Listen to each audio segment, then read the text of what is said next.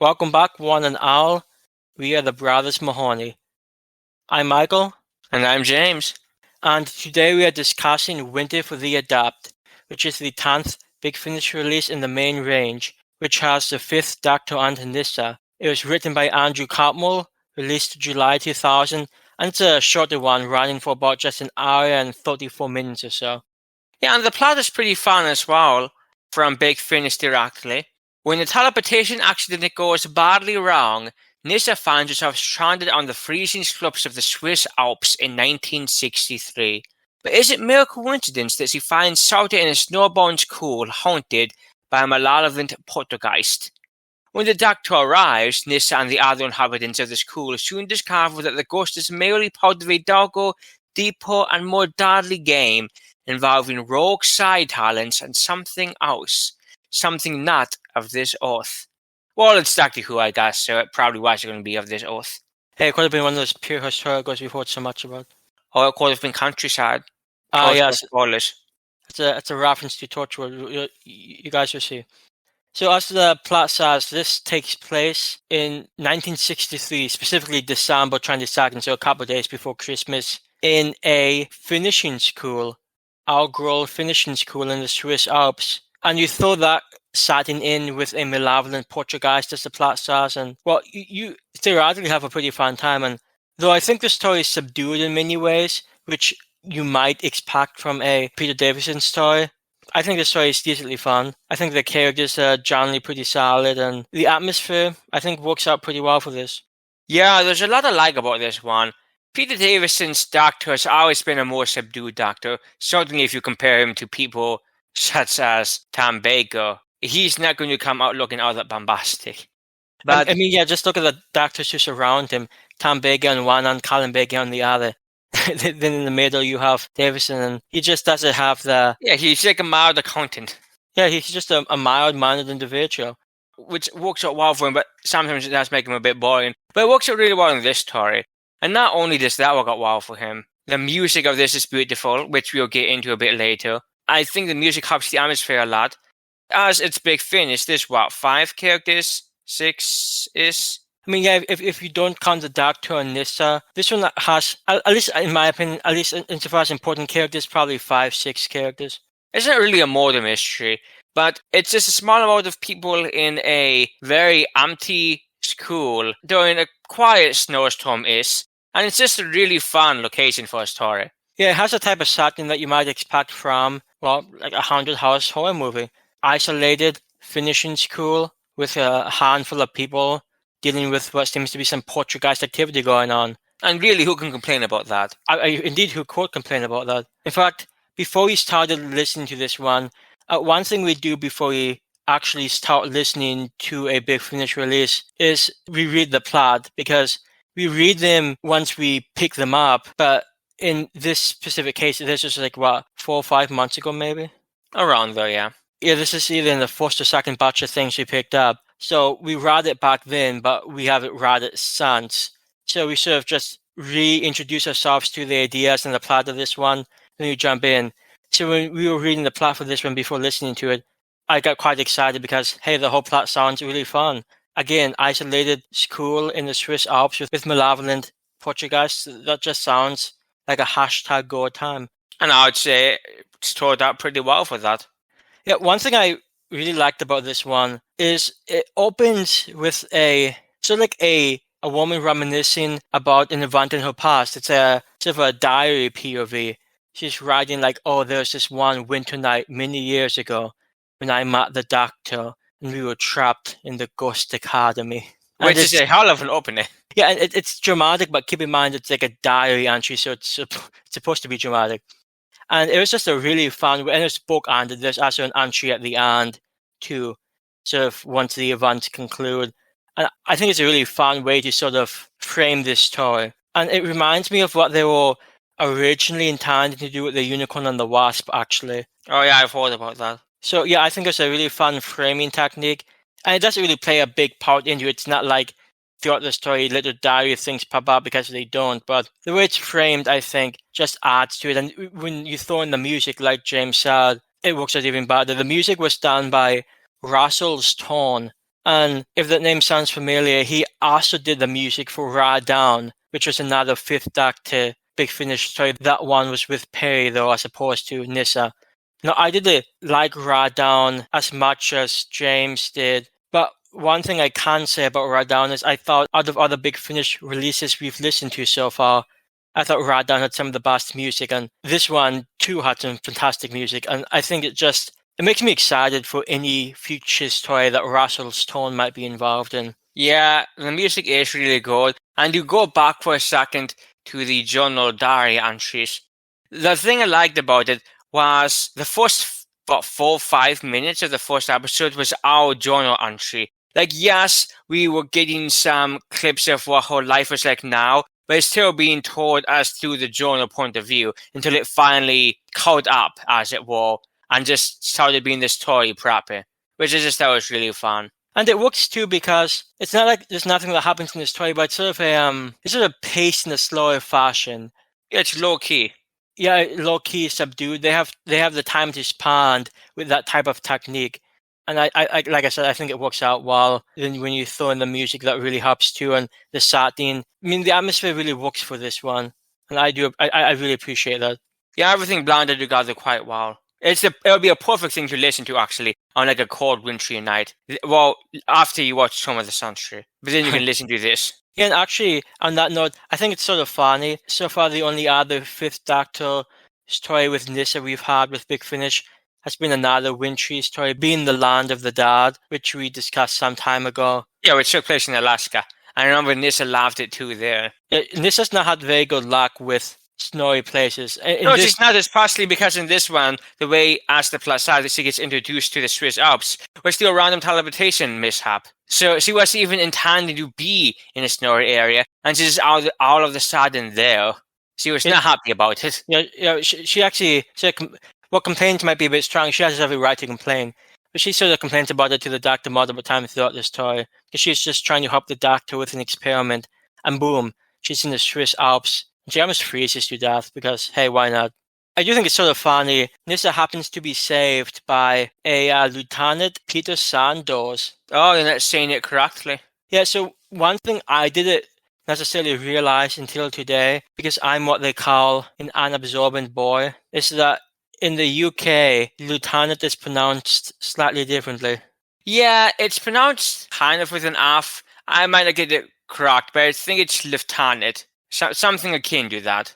Which is very obvious when listening to this story. It's a small change because I didn't catch it until I think James mentioned it. And then I thought, oh, hey, that doesn't sound quite right. So that's random. I have no idea why or where that change came from, but it's interesting. She is saved from dying in the snow by Lieutenant Peter Sandoz. We'll get into the cast shortly, so don't worry about his voice. And I like how Nyssa is pretty open about her origins. She's just telling him about how she's from another warlord. I think she specifically mentioned she's from Traken. And the other guy's like, yeah.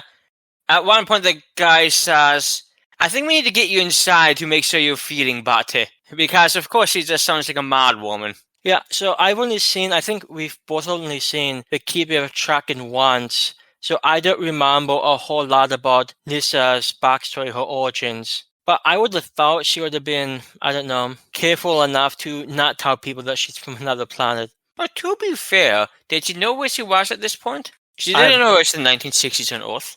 I don't know where the Doctor was, where the TARDIS was when they were working on this experiment. Well, that's a good question. I don't know either.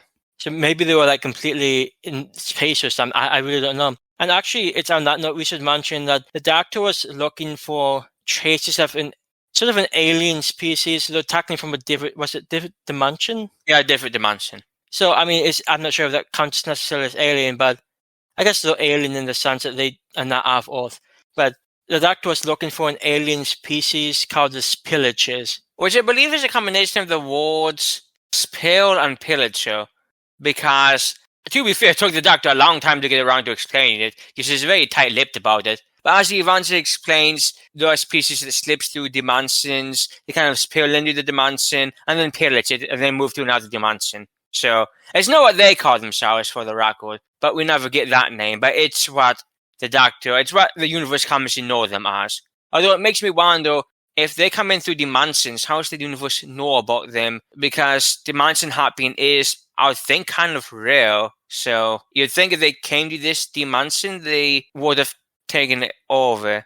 But that's neither here nor there, I guess. Yeah, regardless, I think it's an interesting species, and they do pop up a bit in this toy at some points, as you might expect, given that the whole basis of this is that the Doctor's searching for them. Before we hit more notes, I just want to quickly talk about some of the cast, some of the voices here, just because naturally being a audio drama, though important. Actually, you have the Fifth Doctor on Nyssa being Sarah Sutton. Then you have some other names here. One of the main characters is a girl named Allison, who is voiced by Liz Sutherland.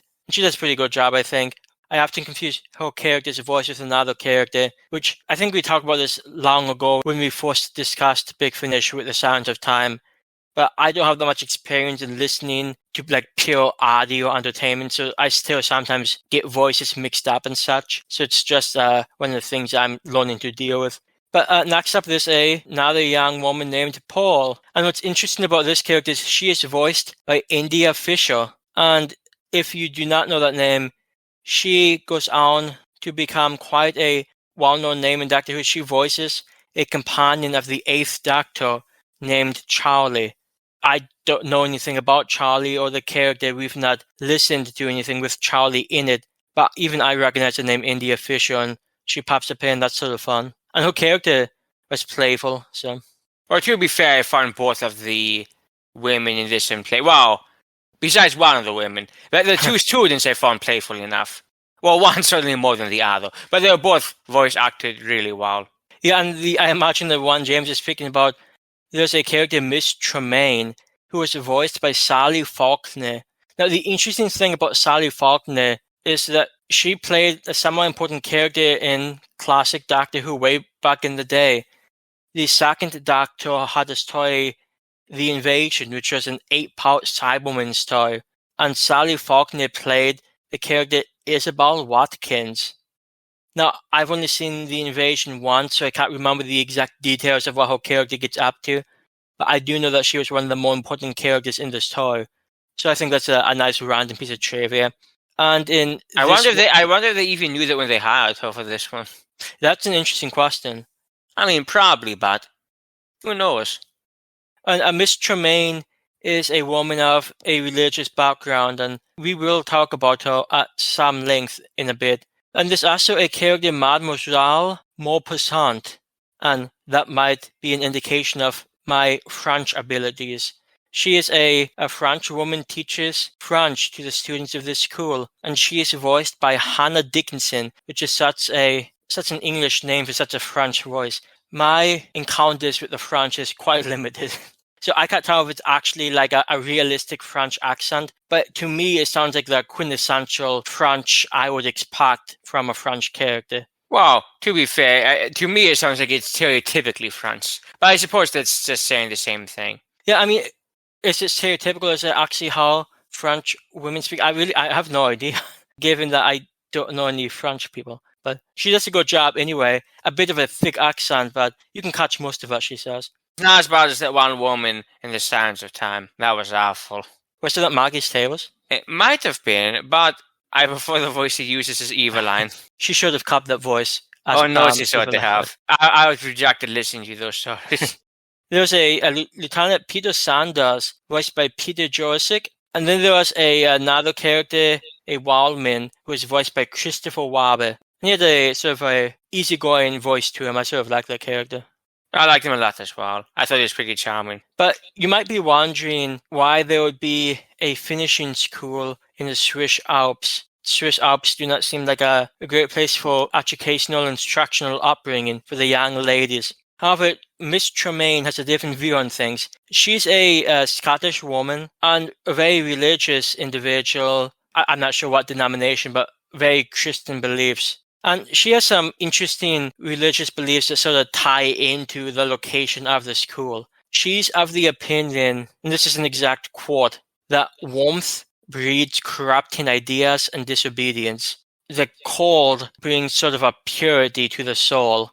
She, in fact, at one point opens a bunch of windows in the school just to make the individuals there called it to, I guess, increase their spiritual purity. And to make sure they don't become corrupt. She goes so far as to complain about mothers, I guess parents in general, sending their children electric blankets and like fleece blankets and anything that keeps them warm. Yeah, she was an interesting one. You could say that. Or you could call her abusive. Well, yeah, I'll definitely say that. I'm not particularly a religious individual whatsoever, but I think people can have religious beliefs how they want. But when it comes to the point where you're sort of inflicting those beliefs onto other people and you're an individual of authority, that's where I have to draw the line. If you think warmth breeds corrupting ideas, by all means you can think that. But forcing your students to be unnaturally cold In the Swiss Alps. Yeah, I see. That is something I think most people would be safe to call abuse. Luckily, though, the cold is not the main problem here. There seems to be, as the plot that James Rad says, there seems to be a poltergeist causing some problems. Iranian and Mac, as it were. Yeah, furniture's getting moved around. A piano randomly plays. Not only does it play, it plays in a different way because at one point, even the piano chases the Doctor and Nyssa. Well, this is true, and Nyssa is played very nicely as well. The poltergeist has a good ear over that sort of thing. Yeah, the poltergeist can play a mean piano. And yeah, there's a bunch of poltergeist activity. At one point, in fact, I think it's the end of episode 2, Nyssa almost gets impaled by some ski poles, so that's fun. Not for her. Yeah, well, that's another thing that she was unhappy about. Nyssa didn't have the happiest time here. No, she really didn't. It was not her day. And another thing I find sort of amusing about the story, there's a couple of people with psychic abilities, at least more than you might expect. There's one individual who happened to be a telepath, another who happened to be telekinetic, and they sort of... Well, without going too much into it, they kind of played on each other. And not only that, but it's... Let's see what you say about this. Yeah, well, I think what's safe to say is that unconsciously, some of these characters are creating sort of they describe it as a gestalt entity. Now, gestalt is a word I don't hear too often outside of psychology. And to be fair, I don't hear it a whole lot inside of psychology either. But the Doctor sort of describes it as an entity of combined forces that are sort of more powerful than the individuals making it up. And yeah, gestalt entity, that's how it's fun. And that aspect isn't even... It's not that it's not relevant, it's quite relevant, but it's also not even what I would call one of the main focuses toward the latter half of the story either. I wouldn't say they were plot twists, but it does go kind of wild with the reviewers lately, which kind of makes it sound like plot twists. But it just has a lot of fun with very nicely piecing things together. Not that there are things we could have guessed ourselves, to be fair, so it's not like it's a mystery that you could figure out at home, but I think it nonetheless works pretty nicely together. Yeah, I think because of its more subdued nature, that's why they did it feel particularly twisty, in my opinion. Yeah, that actually is probably very likely. That doesn't mean that the story's not fun, because I think it's pretty fun. The Fifth Doctor, like James mentioned earlier, he's always had sort of a more subdued personality himself. He does, at one point, get a bit casty in this story. There was a character we mentioned, Lieutenant Peterson Dawes, who the Doctor does not get along with whatsoever. He's one of these extraordinarily skeptical individuals. Not only skeptical, but also a military type. Oh, that's true. That probably plays a big part in it too. But he doesn't have any interest in this whole poltergeist nonsense. Or to be fair, not only that... He actually thinks the Doctor's a con man. Not only that, but this guy, I don't know, he's in his 30s, also happens to be in a relationship with one of the students at this school, who's only 19. Which is, I mean, technically speaking, within legal age of a relationship, but still to basically all the characters there seems really skeevy. I mean, but true love knows no age. It's a horrible saying. It knows some age. But yeah, I find it sort of funny because we don't usually see the Fifth Doctor get particularly angry with people, but he just couldn't stand this guy. At one point, he even calls him a fool. It made me think of the Sixth Doctor and the last story we listened to. Yeah, that's true. In The Spectre of Lane Moore, there's a character that the Sixth Doctor did not get along with either. Now, this argument is nowhere near as fun, but it's still sort of, for the Fifth Doctor, I think it's pretty fun. For the Fifth Doctor, this is about as good as it gets in terms of anger. Yeah. What's also fun is that there was a helicopter crash in this story. They were trapped at the school because, like James said, there's sort of a storm going on outside. It's not a heavy blizzard, but they're still stranded at the school. So a helicopter is coming to pick them up, save them. Unfortunately, the helicopter did not quite make it, and it sort of smashes into what sounds like a mountain. And there's just a very, I realized you couldn't see it, but it felt descriptive enough. To me, it was a very good scene. I really liked this scene. The music was really nice. It was very suspenseful. It worked really well for me. Also, going back to Miss Tremaine, she overhears a conversation that the doctor has with somebody. Like we said, there's a couple of people here who have somewhat psychic abilities, whether they are aware of that or not. And this woman overhears it. And she, being of religious background, has, of course, her own views on that. Yeah, not only being religious background, being a more fundamentalist type Christian. I don't know where she gets the chord stuff from, but nonetheless, being a more fundamentalist Christian, she believes in the Bible. And not only the Bible, but it's more like a literal interpretation of the Bible. Which is how it is written. But as the God book says in Exodus 22:18, or rather famously, thou shalt not suffer a witch to live. Yeah, so this is a scene in which she's sort of, after overhearing this conversation, she's just reading through the Bible. To be honest, I thought she might have a bit more to do with the story than she ended up having, because for most of the story, she seems to just be babbling about religious stuff. In fact, once the doctor first gets there, the doctor doesn't pop up really until the end of episode 1, in fact. It was a very nice introduction for him, actually, in my opinion. Yeah, I thought so too, especially since he made this woman faint. Yeah, not only that, but I think it helped the story breathe a bit before he jumped into it. We got some nice character scenes with Nyssa and other people before the doctor comes in.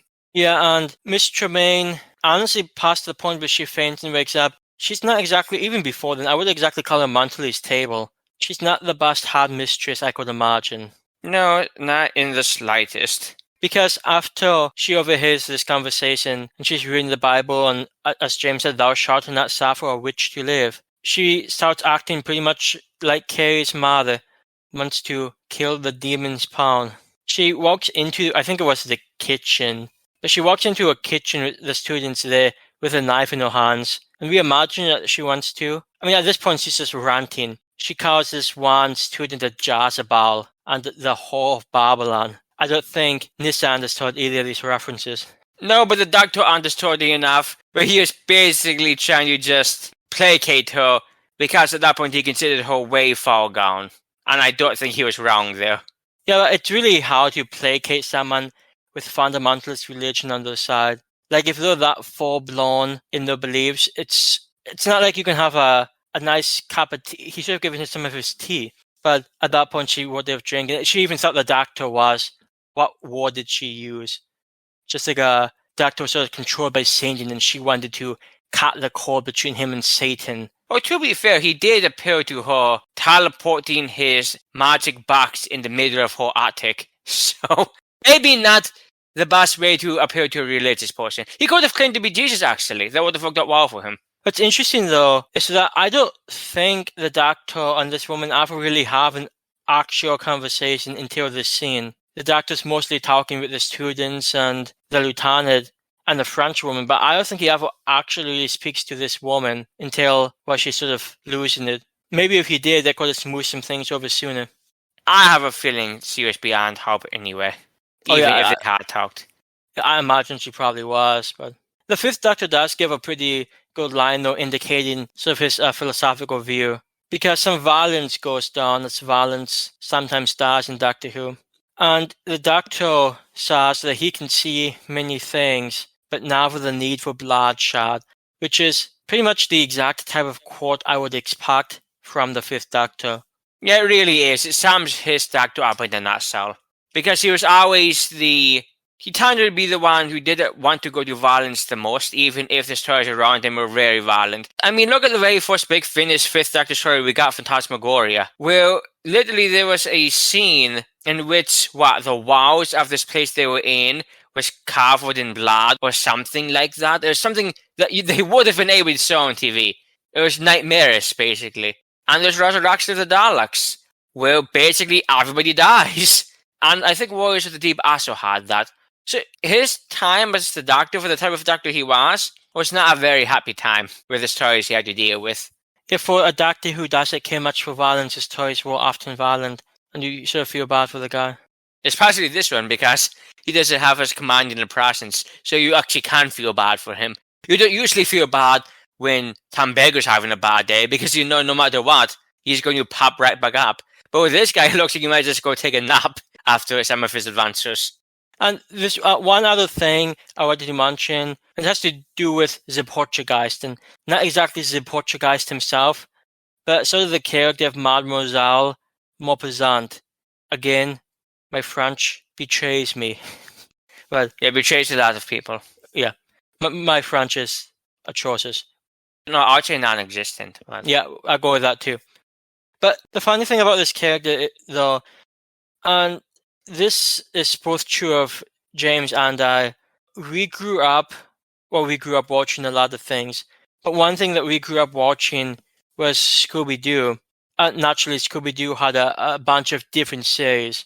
I mean, people might just think of Scooby-Doo as like one It's out, actually. Oh, is it? Yeah, that works as just one entity, but there was a bunch of different Scooby-Doo cartoons from the late 60s to... I mean, to today, really. Yeah, to today, but I guess late 80s. I'm thinking about the things that we watched growing up. There wasn't any Scooby-Doo in the 90s, was there? A pop named Scooby-Doo had some 90s episodes. Okay, yeah. But there was a Scooby-Doo series called The New Scooby-Doo Mysteries. And I forget, I think it was mid-80s or early, it's either early 80s or mid-80s. But there was a 2-part episode called The Nutcracker Scoob, so a Christmas-themed episode. Which we had on VHS. Yeah, and that's probably why we watched it as often as we did. We happened to own it on VHS. And it's it's sort of fun for what it is. But there's a character in that story who is a French maid. I forget the character's name. And unfortunately, being a Scooby-Doo cartoon from the 1980s, it's not particularly well documented. I couldn't find the name of the voice actress on IMDb. It just has like various voices for the performances. But there's a French maid in the story who sounds exactly like this Mademoiselle Maupassant character. Every time she spoke, I thought about this French maid character from this 80s cartoon, and it was sort of amusing to me. Yeah, I also thought the same. And at one point while we were listening, I paused it and looked over to my brother and said, "Hey, that's just the character from a Nutcracker Scoob." And he's like, "That's exactly what I was thinking." So, yeah, I think her name was Yvette. Yes, Yvette. Funnily enough, I still remember the way the episode ends, so I don't just spoil it if you want to go out looking for it. But yeah, I'm not sure where you could find these classic. Oh, Daily Motion. I'm at more. I don't care about the fish, so you can find them in Daily Motion. Yeah, well, you can find them many places, but it might even be on Tubi actually. But to be fair, I only know what's on. Oh, they would be on Boomerang. Yeah, Boomerang too.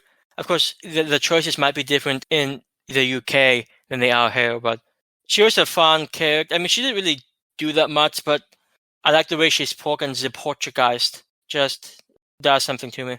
Yeah, she also made me think a bit about Flo Delacour from the Harry Potter books, but mostly it was just this woman from a random 2-part Scooby-Doo story from the 80s.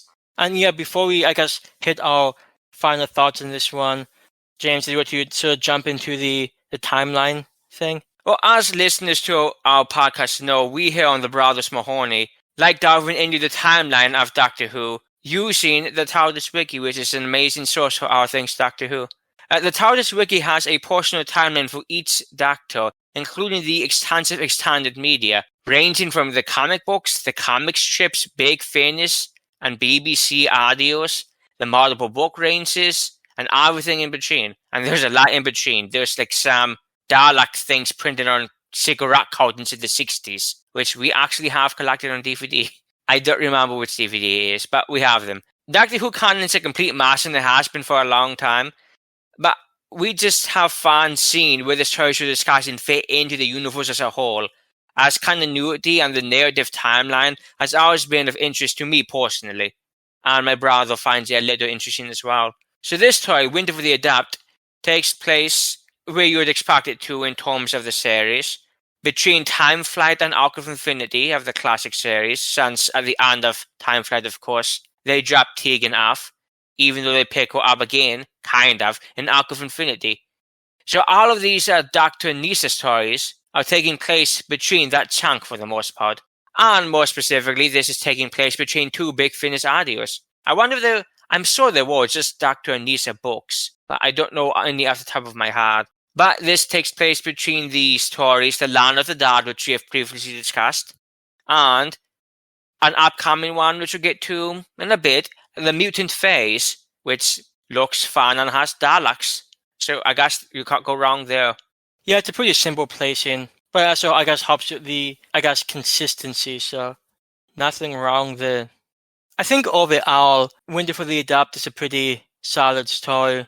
Like I've said multiple times, it has somewhat of a quiet, subdued nature. Actually, I've mentioned before that I come from a background of horror movies. I've watched a lot of horror movies in my time. And this is a movie, quite a famous movie from 1963 called The Haunting, which is sort of like a psychological ghost movie type thing going on. And related, there's a 1961 movie called The Innocents, which is a adaptation of a book, The Turning of the Screw. And both of those movies, The Innocents and The Haunting, have sort of a slow atmosphere building story going forward.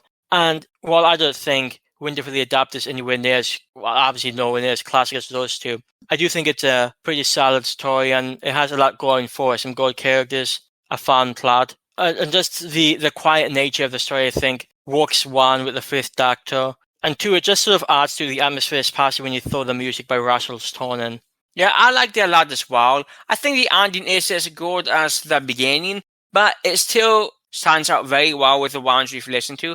I mean, so far there haven't been any we've actually actively disliked, but there's been some that have been better than others. And this one I would say is in the upper echelon of the ones we've listened to. The music, the cast, the mystery, insofar as there was mystery, and the atmosphere all works together to form a really nice story, especially working well with this Doctor. Yeah, and so Winter for the Adept was a pretty fun story, of course. If you've happened to listen to this one, let us know what you think. You can either comment below here on YouTube or comment to us on Twitter. We are at Brothers Mahoney on Twitter, should you ever be interested in following us. Naturally, you can like, subscribe, and follow. I'm trying to think of how those big YouTubers do it. Hit like and subscribe. I don't know. Do what you want. It's fine. But we are on, naturally, YouTube and Twitter, so you can certainly reach out to us as you want. I enjoyed this. We both enjoyed this, so let us know what you think. But that is indeed Winter for the Adept. Indeed it was. So, what do we have up next, Michael? Yeah, next we are going back to Classic Who with a John Portee story. Again, yeah, we've already talked about the three Doctors in Spare from Space, but this time we are going with the first serial of the 9th season, which is Day of the Daleks, which not only naturally has the Daleks in it, but it's also the first appearance of the Daleks in Classic Who since The Evil of the Daleks, which was a Patrick Troughton story from the late 60s. And ergo the first appearance of the Daleks in Carlo. Yeah, that is true. We've only seen Day of the Daleks once, and it's a story I look forward to seeing again. I remember a little bit about it, but honestly not that much. A lot of the Portee stories sort of blend in to me, like Day of the Daleks, Death of the Daleks, Planet of the Daleks. I mean, who can tell the difference? I mean, you can. But luckily, this is much like Spare from Space and The Three Doctors, only a 4-part story. It's not one of his 4-season behemoths. Well, I guess there are longer ones in the other seasons too, but mostly I'm thinking about the 4th season where there were 7 episodes long. Yeah, but yeah, Day of the Daleks, only seen it once, so it should be fun to see again. And it's been a little bit since we've seen the Dalek story. Was the Genocide Machine last? No, I guess we saw Dalek with Christopher Eccleston. Yeah, we said Dalek not too long ago. Yeah, so it'd be nice to see the Daleks again. They're a classic for a reason, so Day of the Daleks is coming up next. As always, you have been the Brothers Mahoney. This is Michael. And I'm James. We hope that you enjoyed listening and that you have a pleasant night.